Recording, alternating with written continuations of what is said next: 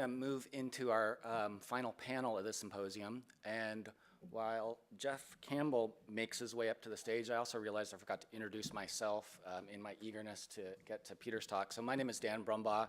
I'm Senior Conservation Scientist here at the Center for Biodiversity and Conservation. I also manage the Marine Program.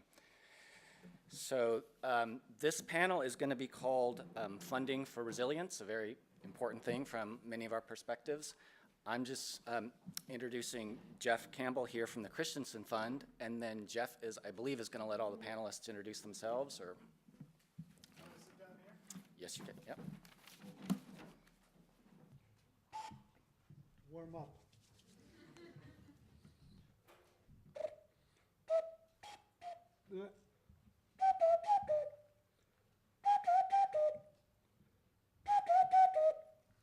Kafalpakyo, Kafalpakyo, Kafalpakyo. I grew up in India, and the Indian cuckoo calls synchronously with the fruiting of the kafal tree. And this is a very important piece of knowledge when you're a young boy, always hungry.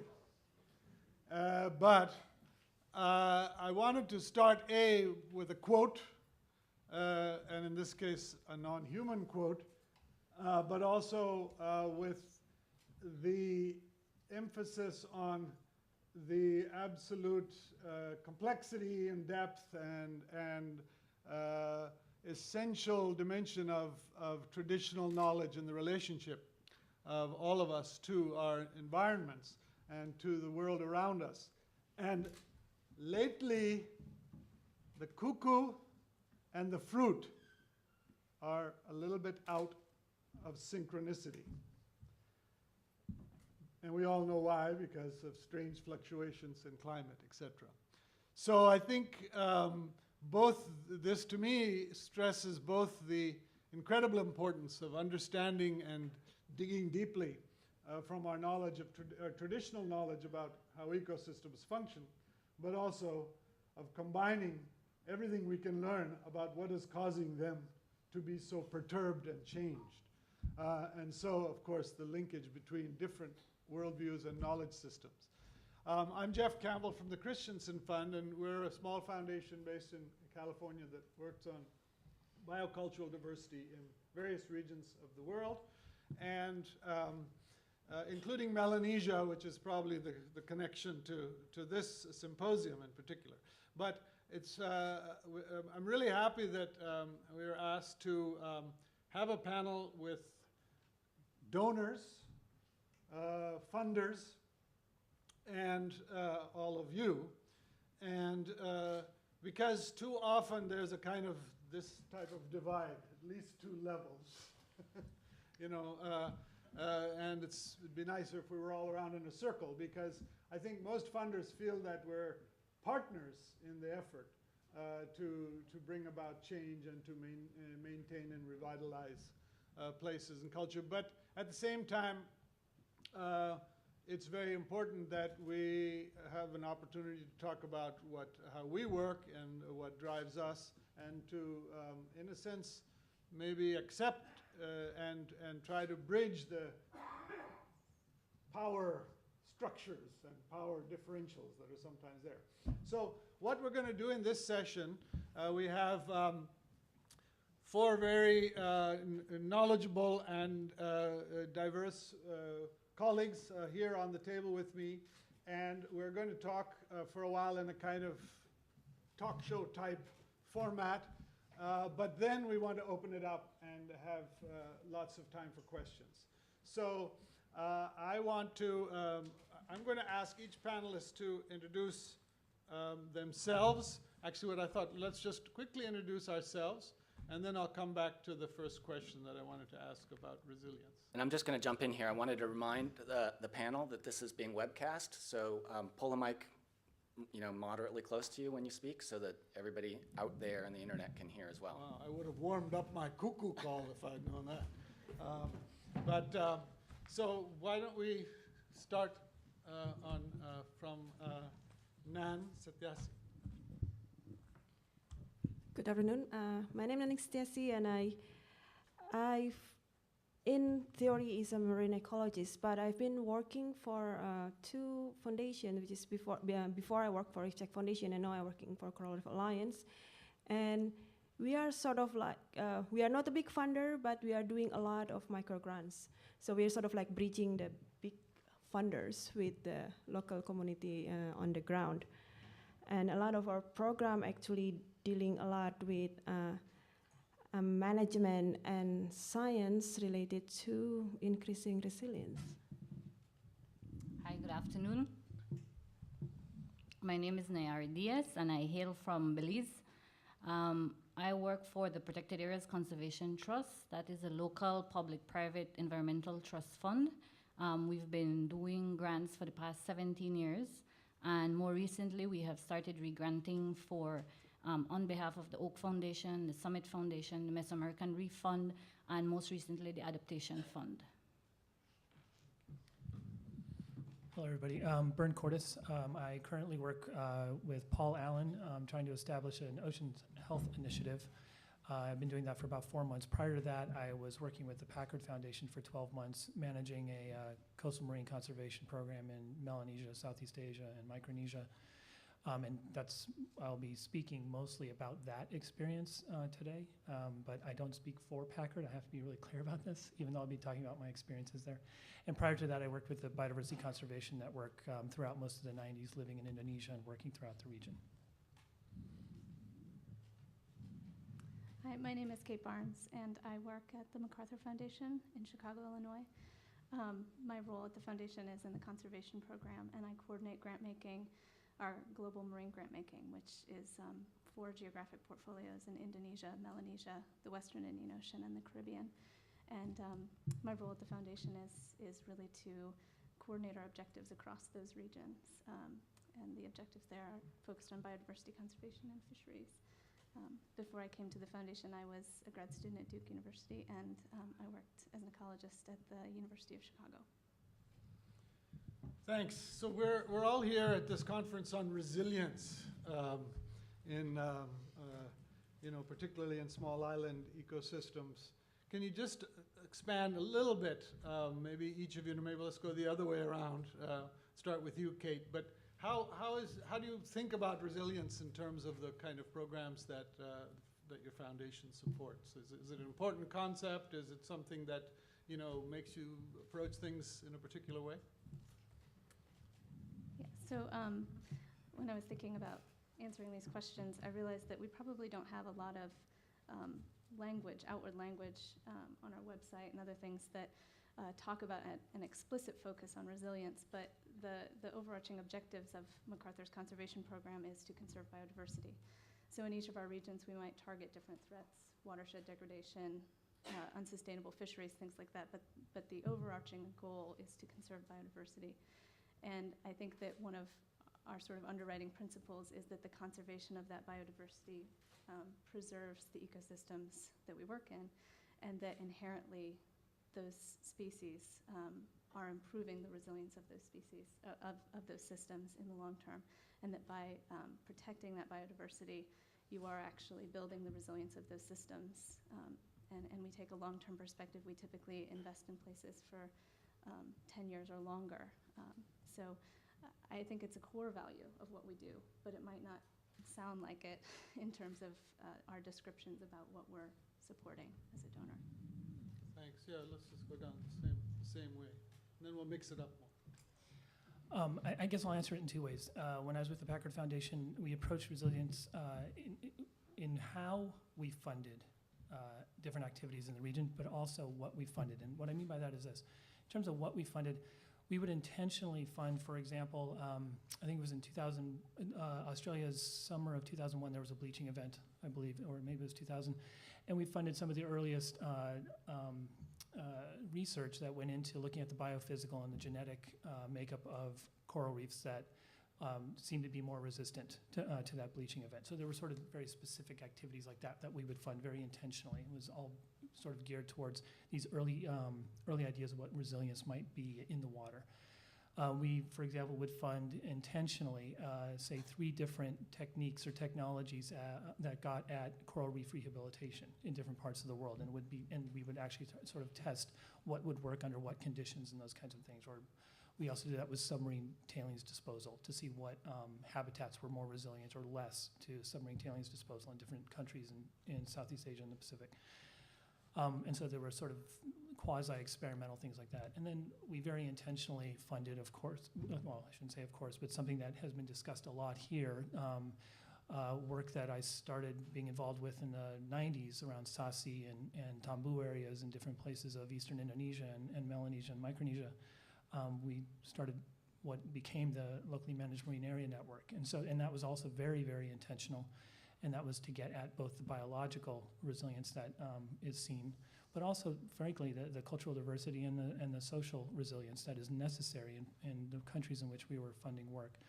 So that's sort of some of the what. In terms of the how, and I promise I won't go too long here, in terms of the how, we very, very intentionally would fund with a sort of portfolio mindset. Just like with your financial portfolio, you intentionally want to have diversification across your financial portfolio so you could better deal with different financial shocks to your system, right? We would do that with our grant making. We would intentionally fund large organizations. We would intentionally fund small ones, international organizations, very local organizations. We would fund organizations that had a long institutional history and others that, were very, very small or very new, but they had a charismatic leader or something like that, some factor like that. We would very, very intentionally fund, for example, large-scale marine protected areas because the science said that you had to have large-scale marine protected areas for biological resilience.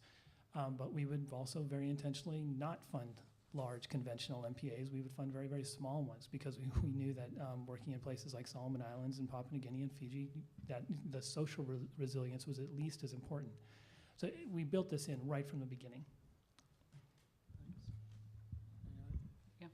Well, for a country like Belize, as a small island developing state, the concept of resilience is very much of national development importance. And so we feel like our role we traditionally started investing in and supporting our partners in the establishment of mechanisms that would enable long-term ecosystem-based adaptation, focusing a lot on maintaining an effective marine protected areas network. More recently, though, we have focused our investments in assisting our partners in developing long-term financial mechanisms to sustain and enable not only adaptation strategies, but also focusing on resilience building. And so we would provide funding support for our government partners as well as the NGO and community-based organization community as well. Thanks. Well, Coral Reef Live and before also through Reef Check, we deal with a lot with local actions, local solutions. So we know like climate change is very global issues and resilience is huge issues, but at the end we have to pin it down to activities at the ground level. And I think that's what Coral has been really active playing, still actually facilitating local stakeholders to be able to have their voice to actually do something and being part of the larger program. So a lot of our micro grants dealing a lot with capacity building, enhancement of the management capacity, enhancement of the financial aspect, or even the science, range from citizen science up until working with local NGOs or local university to actually do high level science to help them doing prioritizing, I never can say it well, to prioritize management and zonations. Thanks. It's really interesting to see that there are many different strategies that one can follow, not only probably from perspective of managing a system on the ground, but of managing resources that then try to support those systems in resilience. And I thought that was really interesting. You can support key determinants of resilience within a system.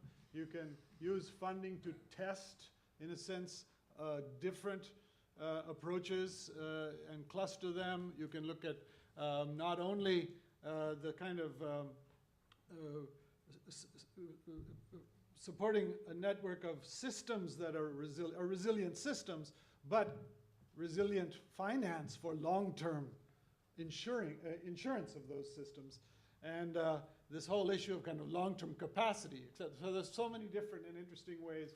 And I think from one of the joys, if I could say, of being a funder is you sort of get to try to play at how could you help to put pieces together, right, to add up to something which is even greater. So that's one of the, I think, the challenges as well. Nayari, maybe I'll go back to you and ask you a little about how do you organize your funding priorities, and how do you kind of clarify what kind of grants you are going to entertain proposals around? Because it can be confusing when you're a grant seeker, to figure out who do you go to, and then how do they decide what they're going to fund anyway?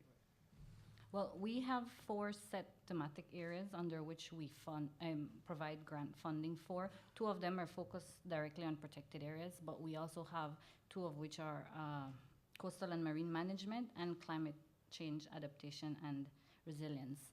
And so that within those 4 thematic areas, every operational year, based on what the circumstances are and the needs are, then we would prioritize which funding area we would focus on for that operational year. We have a unique opportunity in that being local, we are very much in touch with the local context. And so we are on the ground and we know what the needs of our managers are, we know what the needs of the communities are. And so that, along with what we're the government and the ministry responsible for this is very accessible to us. So we try to then align what the national priorities are with what the local needs are. And that is basically what guides our investments from year to year.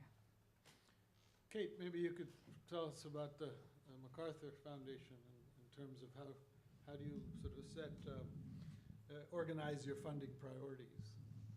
Yeah, so I've gone through that process one time at the foundation, which was really interesting. The process through which we determined our current investment priorities was very much built on our past investment. So the idea was that through the previous 10 years investment, you're continually learning about the changes that are occurring within that region and where the funding needs are changing and evolving. And at the end of that 10 years, we conducted a systematic evaluation of all of the regions. And from that, we were able to get a much sort of a snapshot of how each of our regions had changed sort of in a broad sense over the 10 years. So, for example, in the Mekong, the development of infrastructure within the Mekong Delta and the focus on infrastructure within the watershed had taken an enormous role, or it had enormous effects on the entire region. So that was highlighted to us as something that we needed to shift if we were going to stay in that region.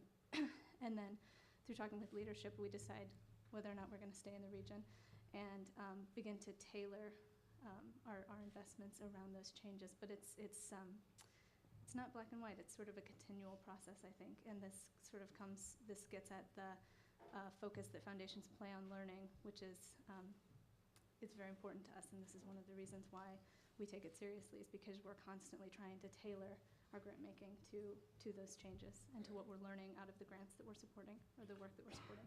And one of the things that used to characterize your funding was that you would rotate. And you would focus on one region 1 year and entertain grants and develop all that and then move to another.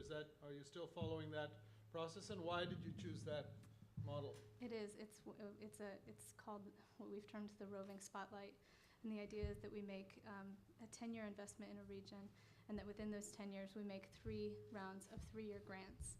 And that allows us in any given year to focus on one region. Let's take Latin America, for example, the Northern Andes in 1 year.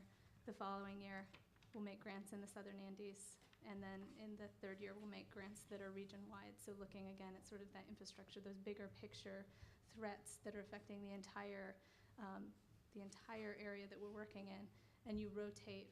And that allows us to make very sort of systematic investments in both the capacity of the organizations we're supporting and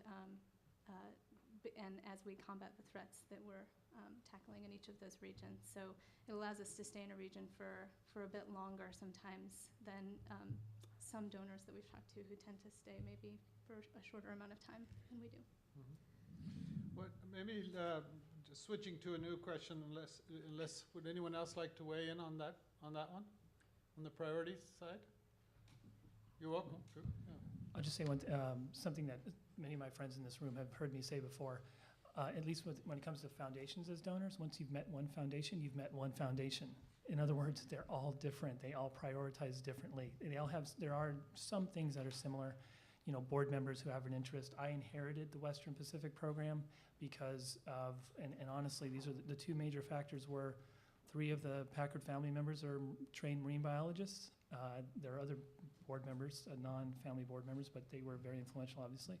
And there was a map that had been done, what was termed the bullseye map, showing biodiversity in the marine realm. And those 2 things were the driving factors that created the Western Pacific program. After I started working there, then it came down to, frankly, the determinant is building trust, talking to people, building trust, talking to people.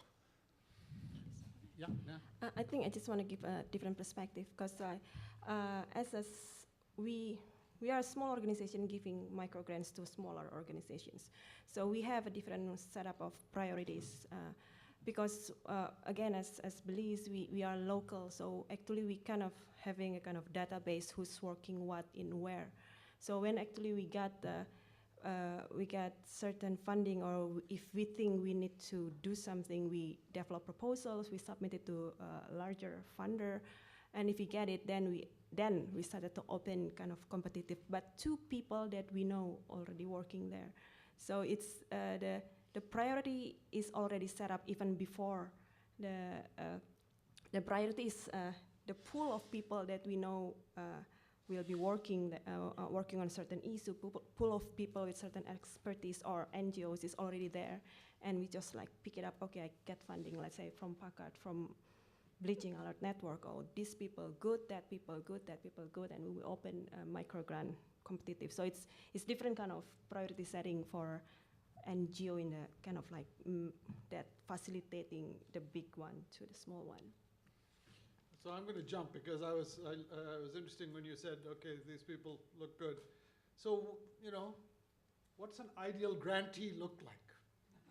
I get asked this all the time, so I get to ask them, my colleagues. But, you know, obviously very difficult question.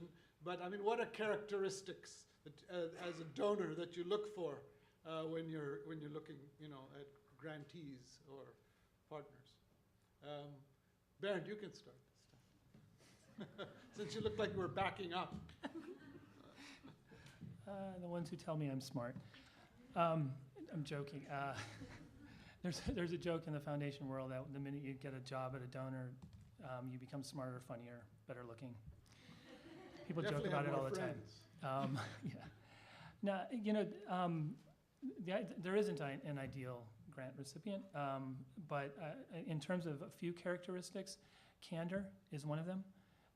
Honestly, you know, it's a real. We understand the power dynamic very, very well. But over time, as I said a second ago, building the trust, talking with people, building the trust. That really is what it's about. And candor is one of the most important ones. Another important one is working with organizations who are being clear about what they can do and what they're capable of achieving, but also what they can't do. Right. And by the way, this goes 2 ways. Okay. As a donor, we try to follow this as well. And, you know, and the third characteristic I think that we looked for in a lot of different groups was leadership and sort of staying power. So with the Packard Foundation, or with the Western Pacific program anyway, while we made usually 2 to 4 year grants, we tended to fund organizations for at least 10 or 12 years. And so I would say at least 3/4 of the grant recipients that I started with in 1999 and 2000, 3/4 of them were still being funded in 2010 and 2011.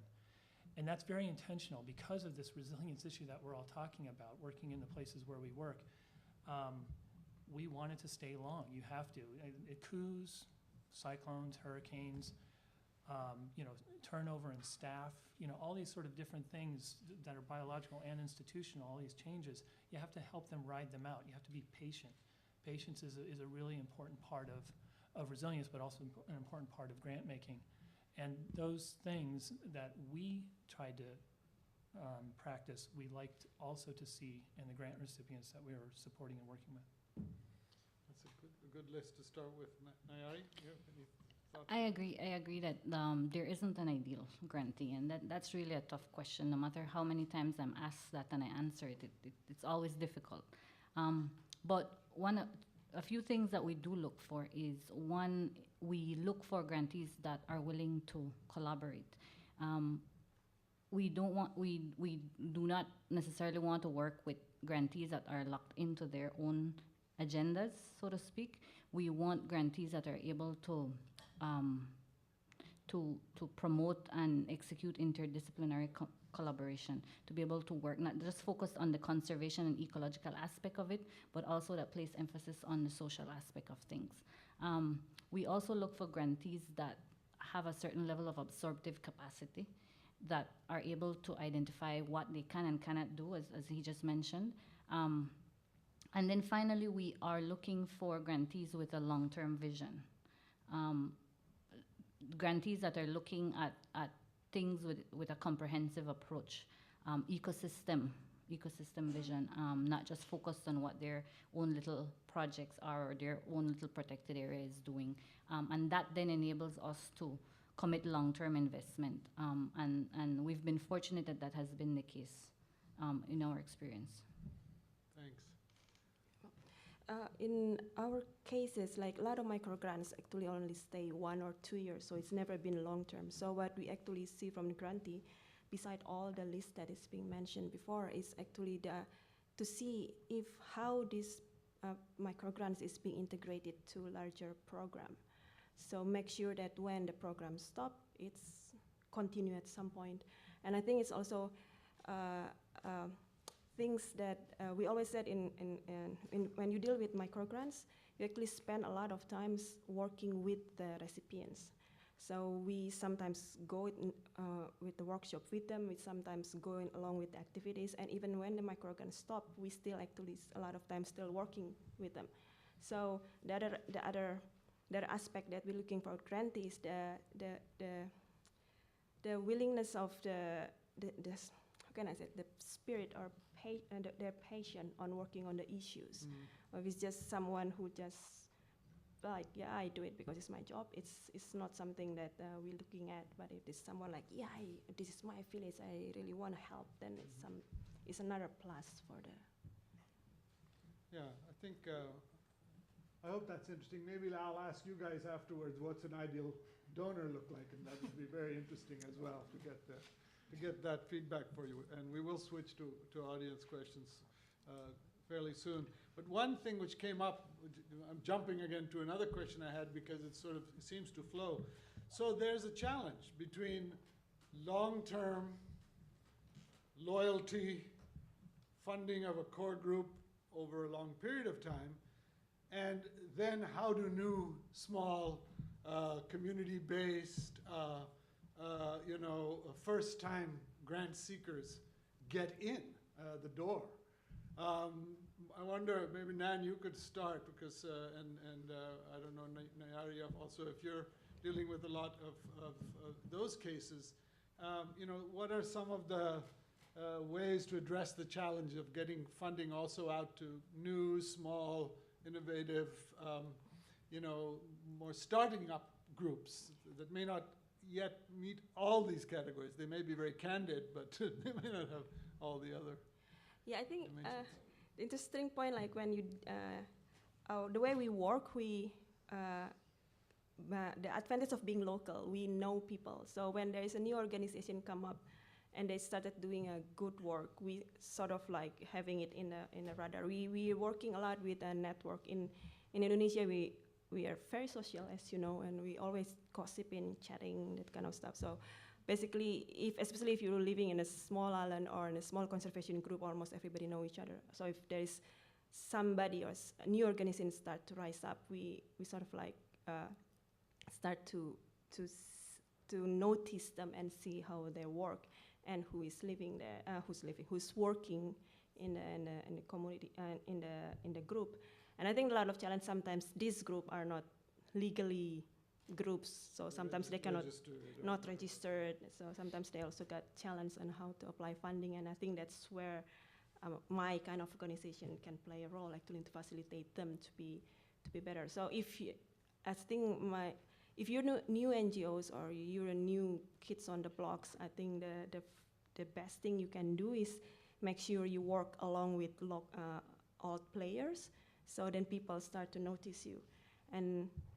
And yeah, it's challenging sometimes because for my organization, when I see an idea that from someone or organization that we think like it's a good idea, it's a very strategic idea, but a lot of these people, they have a good idea that can significantly improve their goals on conservation or resilience, but they don't have the same structure as we are. They don't think in the same structure as we are. Their professionalism standard is different with we are. So a lot of times when I said before, like when we give microgrant, actually we work with them quite a lot, because we have to assure that when we work with them, they achieve what they could do. At the same time, we can facilitate them to actually achieve what the big funder need to do. For example, when we work with a fisherman group in Bali, we get funding from a bigger funder, and of course they will ask bills, all the financial stuff, but these fishermen, they don't use bills, but actually they have a system that is far more transparent. They have a meeting every week, and they just have all members, and they said, I buy this, and this much, I buy that, this much, and we resulted on this much. And everybody knows each other, so they know the price of coconut is 200 rupiah, it's not 250. With bills, you still can play with it. So it's more transparent in fishermen. They just don't have bills. So then we work with them to start to be more professional, and that's the thing. Working with new, small local community NGOs actually has to work with them. Yeah. We work in a similar fashion. We place a lot of emphasis on capacity building with our grantees, and so we have moved from the traditional donor grantee type scenario, where we are now applying a sort of mentorship approach in the way we give out grants, and we would actually provide that technical assistance to smaller new organizations from the onset. We often find ourselves directing them to to where they need to legally register to get them operational. We assist them in actually developing their concepts. We provide planning grants for them to design their projects. We provide technical assistance throughout the entire application and approval process. And even once we give out the grants, as part of our monitoring and evaluation process, we also work along with them and guide them all the way to the end. And so that mentorship approach has significantly increased the level of impact that our grants have had.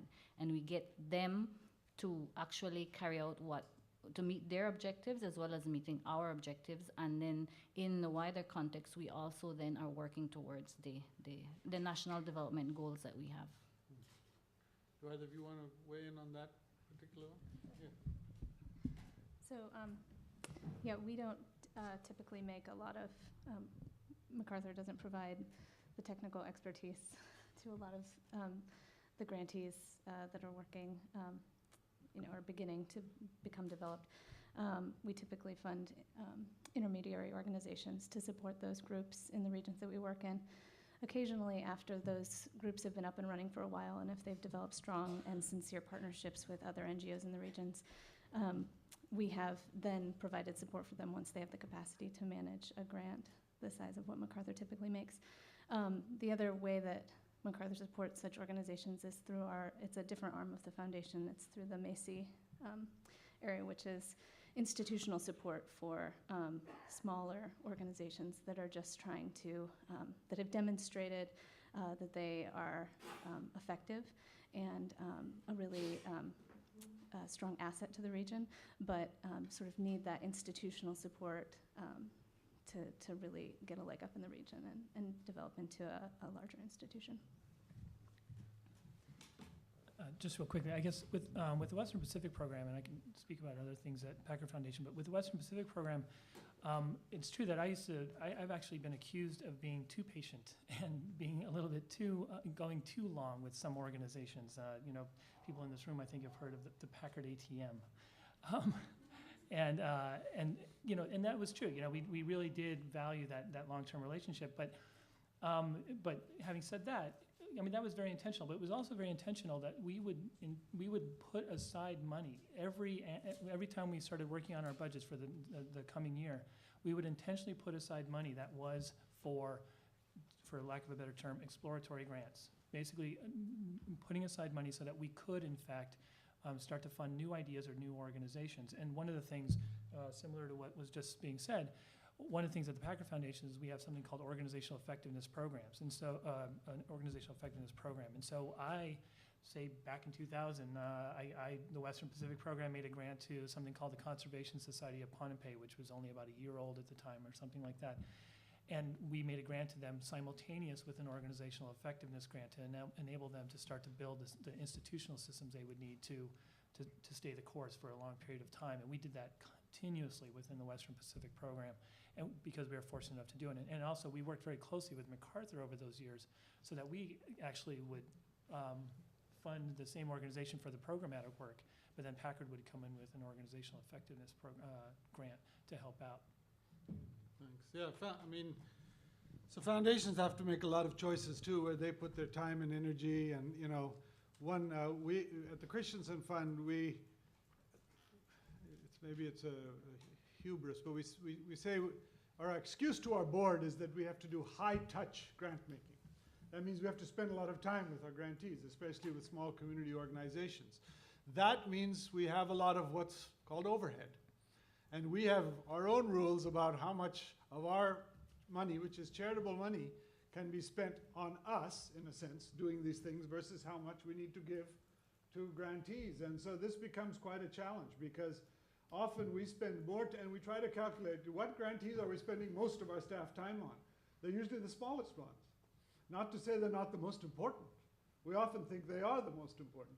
But then there's this sort of, this is an imbalance. Why aren't we spending more time on where we're putting most of our money, etc. So there are a lot of decisions like that which are often quite complicated. And if you have a lot, the more money you have, you can't have more and more staff forever. So at some point there's a limit to how many grants one staff person can give, etc. So there's a lot of these kinds of things, which I think it's useful just to know. On this subject, I think, Bernd, you were talking earlier when we were chatting briefly about some of the other roles other than just providing funding. We heard a lot now about kind of really working in partnership and capacity building. But what are some of the other roles that you think funders can play that really add value also to our partners?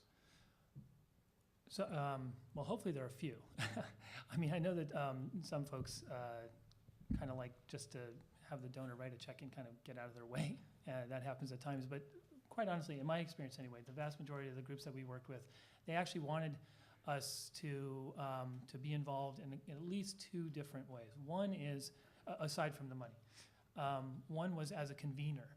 And I don't just mean a convener of meetings like this, but oftentimes donors have the means of opening doors with government agencies or with other donors and other types of gatherings that can bring some of our grant recipients into the room as well, rooms that they wouldn't otherwise be able to get into. And that could happen, by rooms I mean in communities as well as in sort of the capital city or whatever it might be. Sort of this convening power that they often like. Another thing that, and this is related to my second point, I guess, a lot of the people we worked with, because we're donors and because, at least in the Packard Foundation's case and probably with others here, we were funding work in all of these different places, all these different communities, all these different countries, in these different regions. And a lot of times when you're an implementer, you're very focused on your place, on your work, on what you're doing day to day, what you're doing on Monday morning. And a lot of folks would look to us to sort of, hey, is somebody doing something similar to what we're doing here in Biak? Are they doing something similar in Choiseul or whatever it might be? And can you link us together? Can you be sort of that bridge that gets us to this sort of more global view of what is happening around us.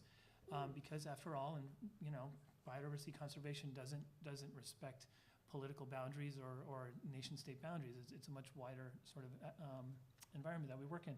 And so they would often look to us to sort of provide that. And then last, I'll just say that there's a lot of, as I said, I think before, for example, we basically helped create what ended up becoming the locally managed marine area network. I'm not taking credit for that. What I'm saying is that happened because of a couple of initial meetings back in 1999 and 2000. And there was a lot of strategizing going on, and they wanted the donors to be there because they trusted us, I think, to be part of that. And then after that, it kind of took off on its own, but for better or worse. But anyway, so I guess it's those three things. Anyone want to add to that? When I worked for the Ford Foundation, which was a really big foundation, one of the most valuable things I found I could do was talk back to government officials on behalf of grantees, for instance, or state things which were very, very sensitive and grantees didn't want to necessarily get into some trouble by having to say, and things like that. That was actually, I found, quite useful. One could kind of, because I mean, I was relatively safe, it was, and often governments, people, etc., also appreciated it because they knew that this problem was out there and they knew that no one's going to mention it. And you're often dealing with very, very good allies within government who want grantee or civil society or other actors to bring up these issues, but people get nervous, right? So the most interesting one was when I was in the U.S. Forest Service with a bunch of our grantees when I was actually working in the U.S. And we were suggesting that the Forest Service really should be helping communities address poverty issues. And they said, well, we don't have a program on poverty. So I said, oh, so this is obviously a civil rights issue.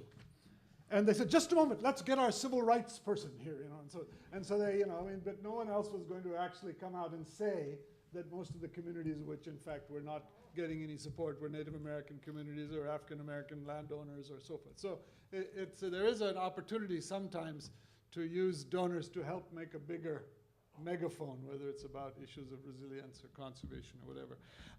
I want to make sure we leave plenty of time for our other panelists out here to join. But maybe one last question for everyone, which, just what's one of the biggest challenges of being in the donor's seat? Kate? I think the greatest challenge is having to say no to really good projects that are beneficial and that are valuable and important. I think for me in the last few years, I think an example of that is ocean acidification. It's obviously a problem that that is impacting the work that we're doing on fisheries and biodiversity conservation, but it's not something that we explicitly focus on. It's just not an area of funding. So intellectually kind of having to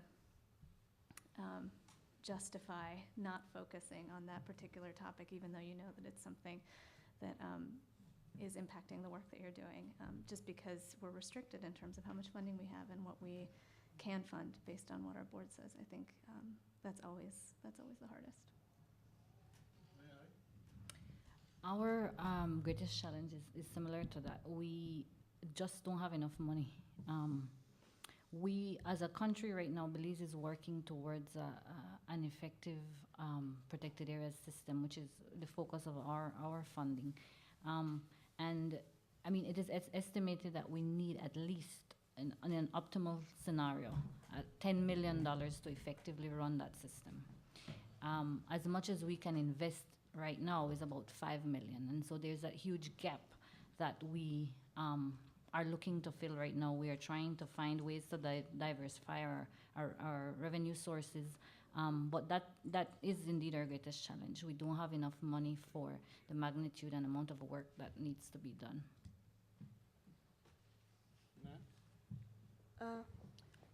For me, I think because I have a very different nature of you guys here, the biggest challenge for me is for us is actually trying to bridge two different language, like a very professional, modern professional language to what is local community languages. So actually, a lot of time we have to spend a lot of time working with the community, with our unlimited funding to actually have make them ready to bridge it. Because at the end, what we want actually, if these local stakeholders able to do it themselves, we would love them to do it themselves. So the bridging process is the most challenging because sometimes we have to articulate something in local language to a very nice package for packaging for like a funder. At the same time, what funder wants, we have to pin it down to a very simple language to the local community. So that's the biggest challenge we got. And when actually we get if someone asks funding for us and we don't have funding, actually what we said to them, let's make proposals together and let's try to find a donor that want it, and that come at to another challenge that we have, because then we have to have our unlimited funding to actually helping them finding the right donors.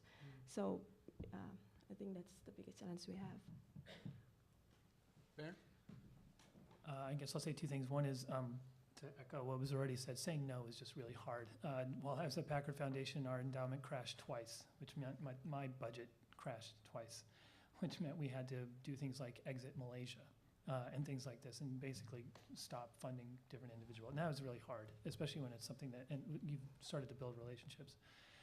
The second thing I suppose is just it's communicating all of the different constraints that are unique to your donor organization. I mean, there are some constraints that are universal.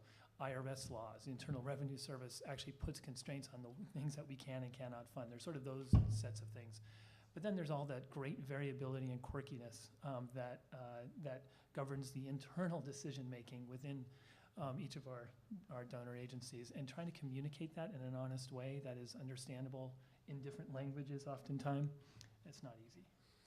So thank you all for being so candid and sharing. And I want to turn now and maybe address a question, but allow you to divert and ask your own questions. But maybe the question I have for people is, what's the biggest challenge for you in seeking funding? But you don't have to stick to that. So please, let's start a more open conversation. Please introduce yourself first, Ellen.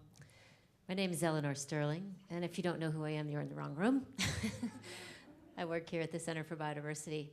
Yeah, I think one of the really important questions that I have as a donor, as a grantee at the American Museum of Natural History, but with my colleagues in other countries around the world, is that they really don't have any sense for what the politics are for reaching out for a donor. A lot of people I know, I just got back from Madagascar, and I said, you got to talk to this person, that person, this person. They're like, I don't know, and I'm scared, and I sent them a message 6 years ago, and they never responded. And so the question is, to what extent is too much in reaching out to try to get somebody's attention, and to what extent is it is it your job to be listening to people at meetings and things like that? And a lot of people catch somebody in the lunch line and other things. I mean, I would imagine that you really want lives, and you don't want every moment of your life to be someone asking you about money.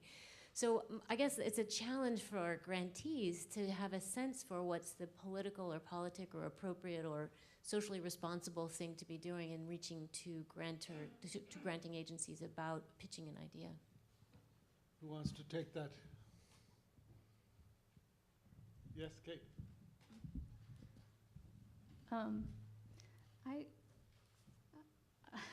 So two things to respond to that. One is, I have like 700 emails in my inbox right now, like 450 of which are flagged and some of which are from like November, which is probably one of the inquiries that, your friend in Madagascar is. I'm sure there's one in there. I think so, yeah. And Oh, we sorted that out. but they're also not quick questions to respond to also, I think, which is the really tricky part. So we try really, really hard to be responsive, but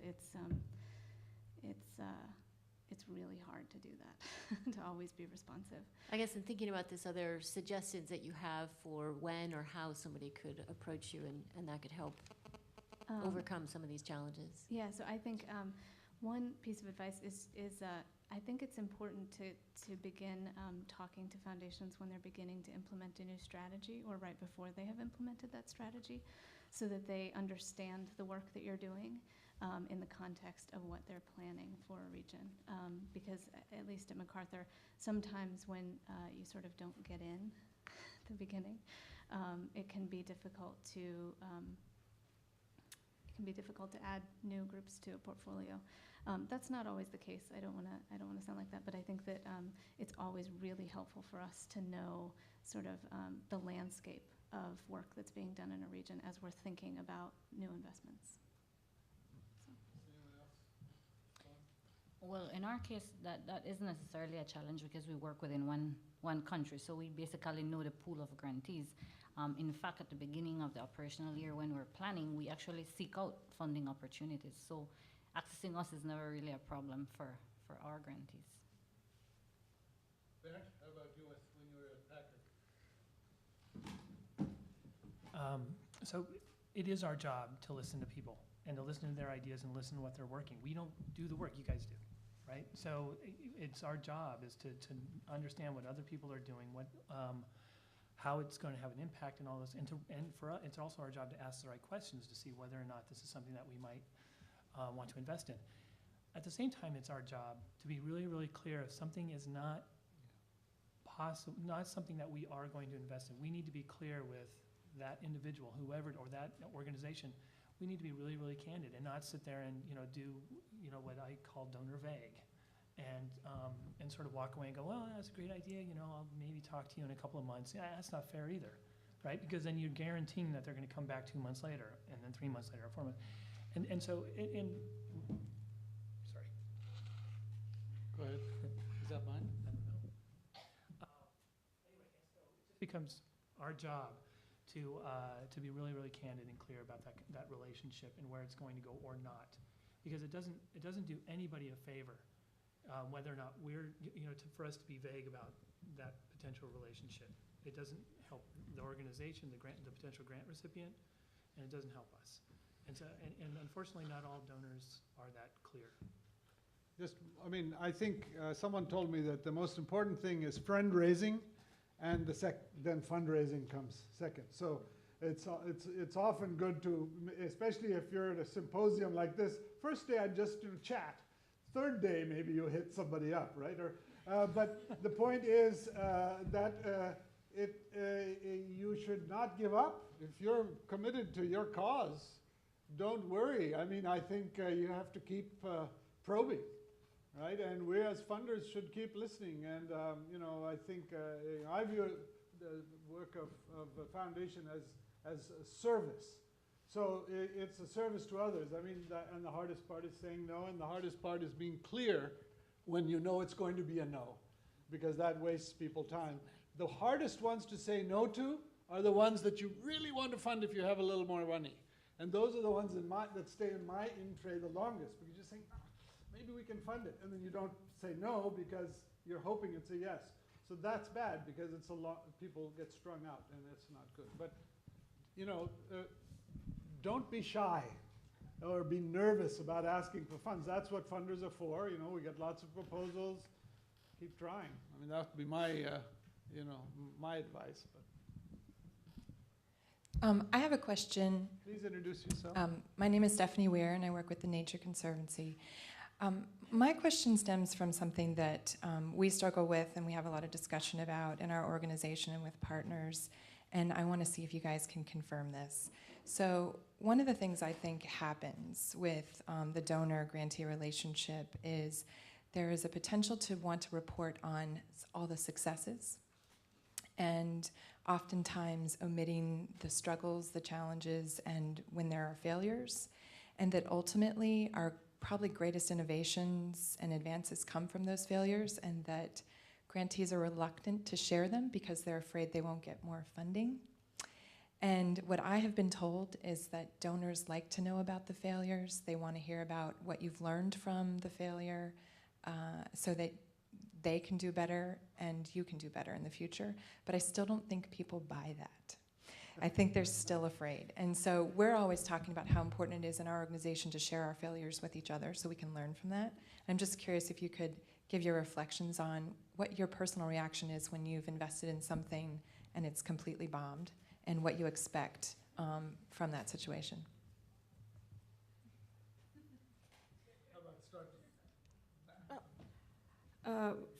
For us, because we are working really closely with the micro grantees recipients. When things is falling apart, we usually know before the reporting times. So we sort of like either working with them to see if something is going wrong, and we can make it better, or it just doesn't work, the approach. You share the failure. Yeah, so that's the problem. Then I have the same question as Steph. How do you guys want to receive this report? So We have had quite a few of those type of investments as well, and they have taught us quite a lot over the years. Similarly, because of the relationship we develop with our grantees, we usually know when something is going to fail. And so what we have done is we have revisited our reporting process and our monitoring and evaluation process to sort of try and mitigate that risk along the way. But at the end of the day, when they're going to report, we usually ask them to just come outright and say, this is what we did wrong, this is how we think we can fix it next time. And with that, we know also, because we've been a part of that, we also acknowledge what we perhaps did wrong and where we failed, and how we can then help in the event we should want to invest again in something similar. Okay. Well, I was just going to tell a little anecdotal story actually about a meeting that MacArthur convened last December, where we had a lot of donors and organizations in the room together. And the next day, after all the donors and NGOs were in the room together, the donors just met on the side. And one of the donors pointed out, several of us actually in the morning, pointed out that there was only one person in the room who brought up failure the day before. And it's one of the most successful projects that any of us, multiple donors in the room, had funded it. And it was one of the most successful that we've seen. I mean, just in terms of learning from mistakes and moving forward. And several of the donors in the room had invested in that project. So just as insight, that's the kind of conversation that we had about that. So it's definitely valuable to us. And I think that unfortunately there are times when failure occurs and then funding isn't renewed. But I still don't think that it's not valuable. I think that we want to learn, because part of our job is also to make sure that we aren't funding other projects in the future that are going to make the same mistakes. And we try to be very clear with our grantees when we tell them no, sometimes, that it's based on that learning. We're not funding you because we've seen this fail and we don't see how you're going to adapt this or do this differently, that's going to result in a different outcome. So those are difficult discussions to have, but that's why it's so valuable, is it ensures that our resources that are limited are going to projects that are more likely to succeed. It's actually a really important question, because what we used to look for more than anything else was a good faith effort.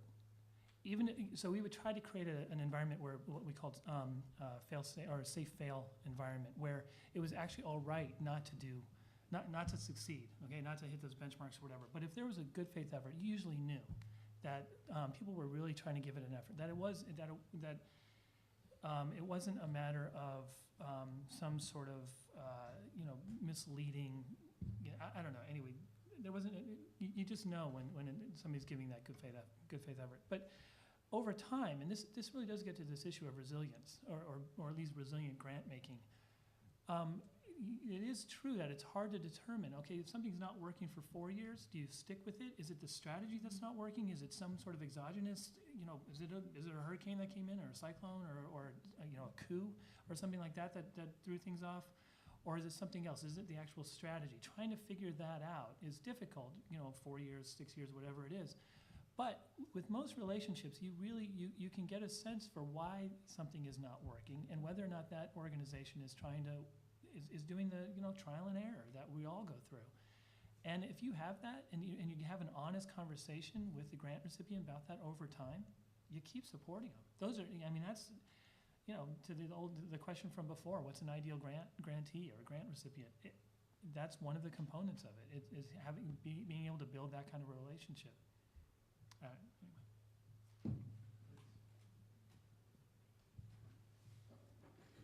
Good afternoon. Luciano Minervi, University of Hawaii, Manoa. There is an area that is worth of fundings, and it is instructional research. Research that is done in the context of university instruction. There is some context for this. The now university more and more embrace the concept of critical thinking, service learning, client orientation, and teamwork. So many graduate programs like ours have a capstone course, 6 credits, where students work at a real project. This project, particularly in an island settings, need financial support to reach different islands, even in the state of Hawaii. However, it is a partnership because the professor is for free. He's already teaching the course. He's paid. The students work for free. So when I package a group of graduate students that can provide professional service, my area is planning, so we can do watershed management planning, community capacity building for this disaster, whatever. We come in with a micro budget in a sense. Our services are worth this much. What we need is simply the project support to reach that community, to reach that governmental organization, or even a government agency. So I see great opportunities to support what I define instructional research. That is not just the traditional research and is not the traditional academic instructions. And community and clients benefit a lot. Also, many of the projects that I do, I try to have clients that are in conflict with each other. The agency, the landowner, and then the community of the area. So the students really learn a problem solving. And because these are graduate classes from our universities, they're kind of mini United Nations. Last project I did in American Samoa, the poster I presented here, had students from Vietnam, China, Australia, America, Nepal. They go there is a mini United Nations that can act in a friendly way as a friendly audit. And sometime, I got funding in the past, usually from US federal agency or state agency. They actually welcome our work of these mini United Nations because they have a problem with dealing with the community. They need an outside entity to come in. So this is one area, fund instructional research. The other one where we need a lot support is please fund graduate thesis from our island students and also PhD work. That funding is not very big and is life-changing. I see that students, he would work on whatever, watershed management in Palau, don't get the funding, he will do something else. And it's kind of lost the possibility of him focusing. And same things for PhD students, so that will be longer term, will be funding 3 years of work. But these are the 3 areas. Thank you. Thank you. Any comments on that? Or, I think it's really useful input. Well, my name is Giacomo Pallavicini. I'm from Roatan Marine Park, and just two things. One is if somebody, a grantee, wants to ask a funder for his project, and you mentioned that the hardest thing is you know that that project is valuable, but or the agency is not interested in that type of projects, or that you don't have the funding.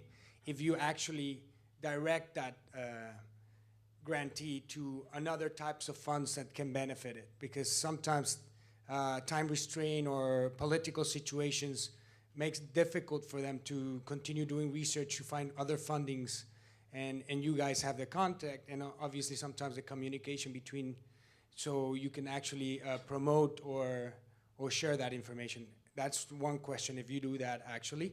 And the second one is how we talked about errors and rating success and also failures. A lot of the cases too is to verify that really that funding that you guys are investing is going towards the communities. We see it, I see it in Mexico, I see it, and we see it in everywhere in the world. Sometimes funding is given to because they have a bigger reputation or they have been in the conservation arena for a long time, but sometimes the goals are being lost. And there is new funding, and Cole has been very good in that, supporting new NGOs to try to build their capacities. But I mean, other fundings which are bigger and have a bigger amount of money that can help build up those new capacities, sometimes very local NGOs or agencies that probably don't have as much experience, but they have the local knowledge that can make the right impact to the conservation of the reef or any other areas. So the first one being, do we sort of refer people to others? Anyone want to comment on that? Well, that yes is a part of what we do. In our case, we are a part of the Mesoamerican Reef Fund that works in the Mesoamerican region, and we're also a member of the Latin American and Caribbean network of environmental trust funds. And so and then we're also part of a larger network with some of the larger international donors, and so we usually would be able to provide that linkage in the event that we're not able to provide the funding. We direct our grantees to where they can, and in cases where we don't have sufficient funding, we would also look out for co-financing opportunities to be able to provide that funding support. I think in our case it's also same as in Belize, but we also sometimes connect them not only with another funders, but sometimes simply with businesses in the place. Like if you work in a business tourism in tourism areas in Indonesia, sometimes what they request to us actually can be done together if they work together with the marine recreation providers or any other business. So sometimes we are not only diverting the funding opportunity, but also diverting the possibility of working together to actually achieve the same thing like they think. Well, it might sound simple, but it's not as simple as that. But that's what we're trying to do. And would either of you want to comment on the second part of the question, which is how to really monitor whether funds are getting down to community groups, and what's the right mix between larger, more established conservation organizations and others? Yeah, just to respond to that, I think that sort of goes back to what Bernd was saying about having a diverse portfolio. So I don't think that all of the grants that we make are intended to necessarily reach that level. I think sometimes they are, but that's why typically we make a suite of investments, some of which are for smaller organizations that are working much more closely with the community, and some that are working, that are large organizations that have a lot of technical capacity and who are also partnering with those smaller organizations. So it depends on really the purpose of the grant, but I think that's why we try to make a suite of investments. And I'll just add a couple things. One, to your first question, yes, we absolutely do coordinate grant making, and sometimes we lobby one another, and all this kind of thing very actively. On your second question, that's a really long conversation, okay? But I can tell you that from the point of view of somebody that has worked at Packer Foundation, and I know that there are other foundations who take the same view, we have fewer restrictions on funding organizations and movements and initiatives that are closer, at least, closer to where the actual work is taking place, where the actual activity is happening. We have more flexibility to do that than most bilaterals and multilateral funding agencies. And so we actually see it as our responsibility to engage at that level. And so, but then actually tracking it through and managing it is really hard. At Packard, we have, generally speaking, the resources to do so. There are other foundations out there who don't have the resources. There's one individual who's making 200 grants in a year, and that person can't do it. And so they actually rely on those foundations that are more present, like a Ford Foundation or whatever it might be. If it's okay, I do want to make one more comment really quickly to Stephanie's question, because I think I didn't want to, we were focusing on the fail part. It is really important for folks to share the successes, because, and I just want to make this really, really clear, because while as program officers, on the one hand, our constituencies are our grant recipients, so our board is also a constituency, and they want to know those successes as well. And so I just want to, we were so focused on sort of the, what didn't go well. We do want to know, and in all honesty, there were times when it was actually, I'd have to proactively ask people, our grant recipients, what's going well? What's happening that I can actually share? Because, donors want to know what they're buying. And so I just want to. One of our trustees always says, but did we score any goals? I mean, are there any home runs? Because we're perhaps too honest sometimes, but I'm not sure we share all our failures as well as we should either. Yes? Oh, I'm sorry. Over here first, that's right, and then we'll come over there. Hi, thanks. I'm Jeff Maynard from the University of North Carolina. So a quick thank you first. I think it's great that the conference organizers have created this discussion forum so that we can discuss these issues. So a few quick background comments and then my question. The first comment is that I think most of us, or I hope that most of us in the room agree that really applied science is important for informed decision making, particularly in light of the sorts of changes in the climate that we're expecting in the future. The second comment is that the French national government is going to fund more coral reef research this year than the US government is. And the third comment is that the National Science Foundation in the environmental sciences arena is going to approve roughly 6 to 7% of the proposals that they receive this year. So, and it takes about a month to write an NSF, so a lot of us don't have that kind of time. So we're not even exploring those avenues. So as a result, it's really hard for researchers to get funding. We fall somewhere in between what the Coral Reef Alliance will fund and well below what MacArthur's usually interested in. We're not going to be working for years and years. We can't use $10,000, it's not enough. We can't administer $1 million. So we're somewhere in between. So in light of the current funding climate and these issues I'm presenting, do you see private foundations in the US starting to fund more applied research?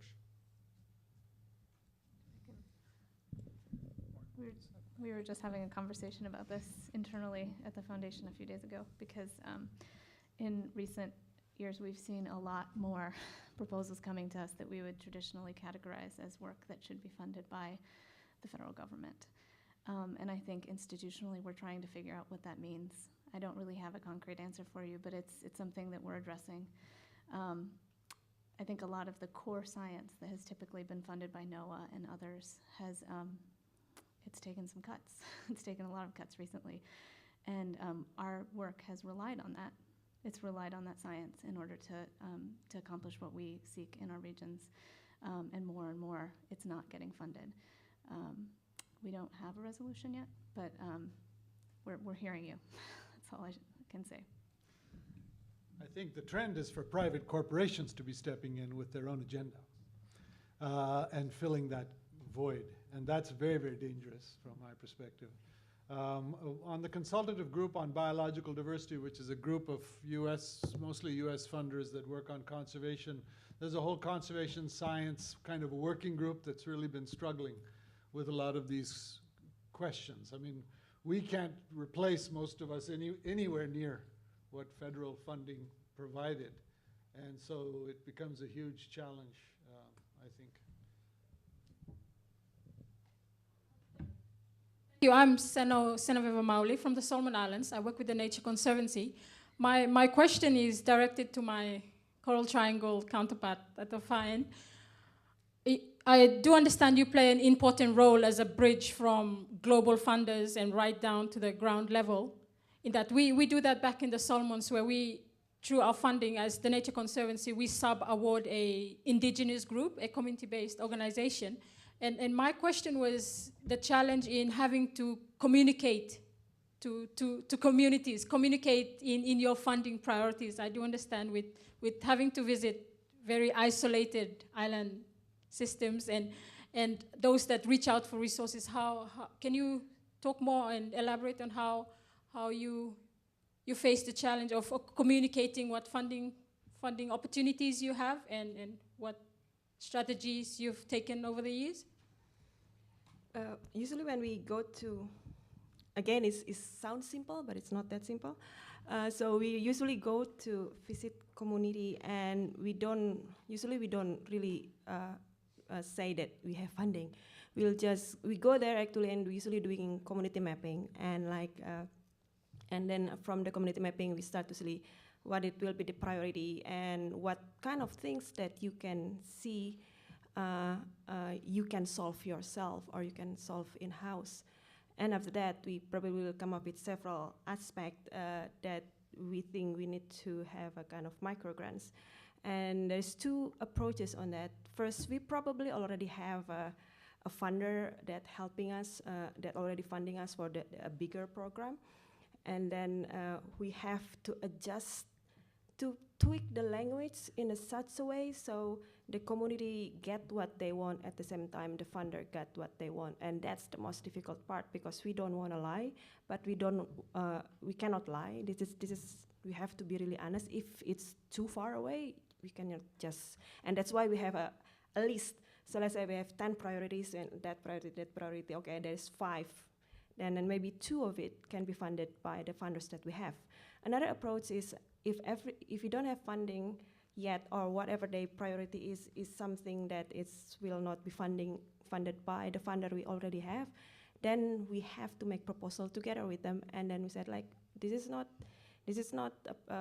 We have to tell in the beginning that there is no guarantee we can get it, but at least if we put it on paper and then we try to reach out to other people, we probably get funding together. So actually, this will be more difficult because we don't have yet funding, and maybe the funding will come like a year later. But when they get funding, it's them making the proposal.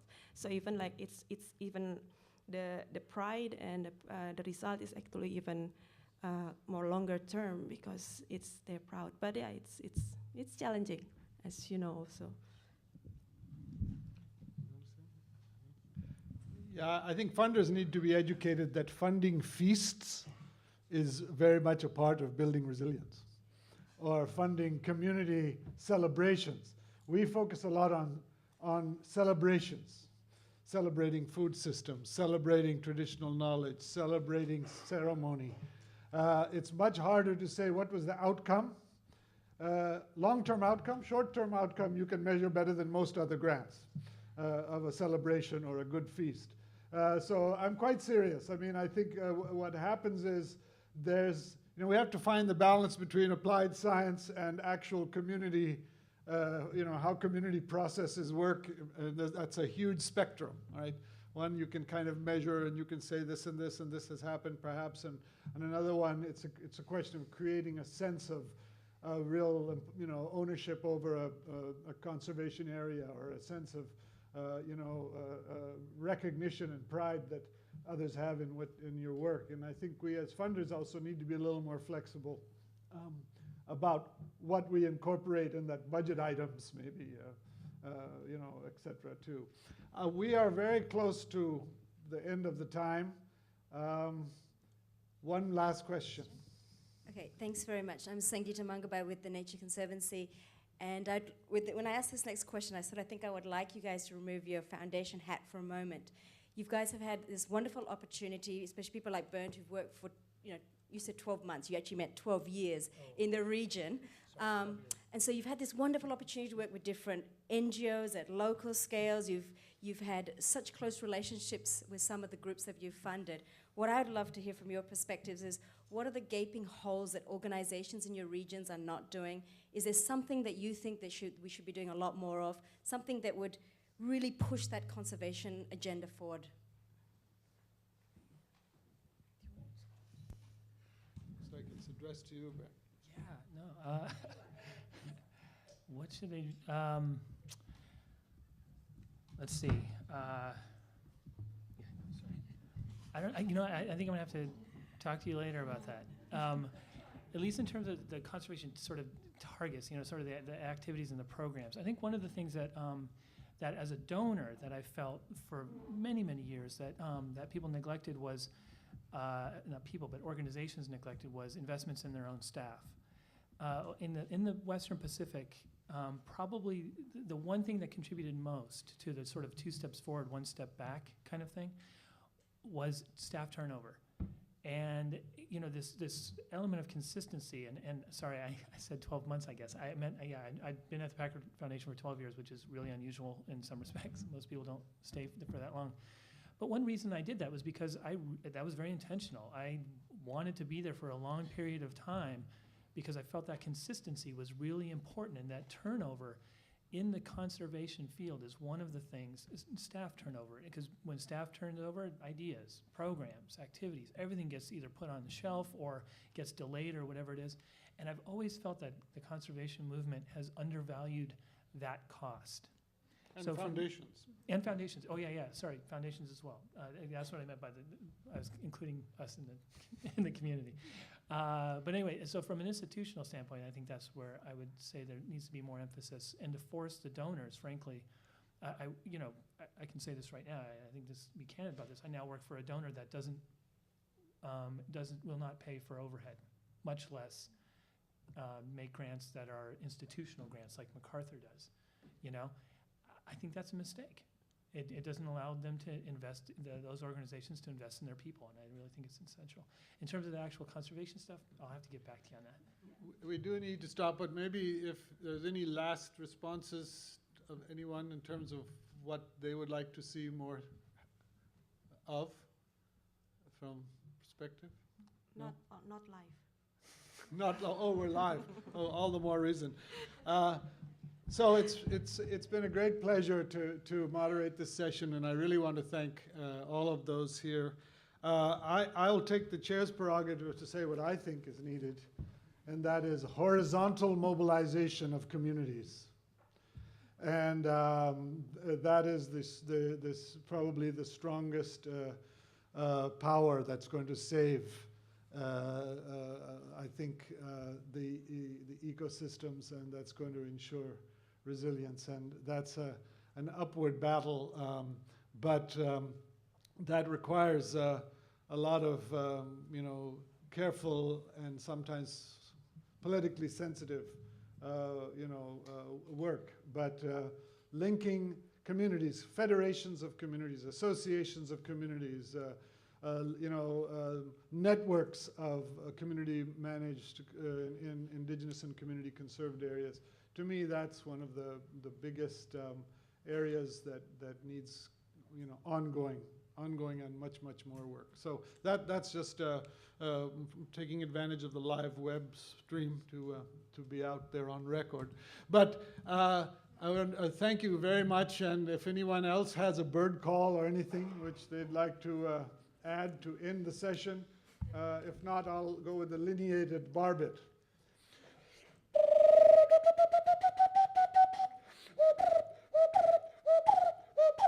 And thanks to everyone.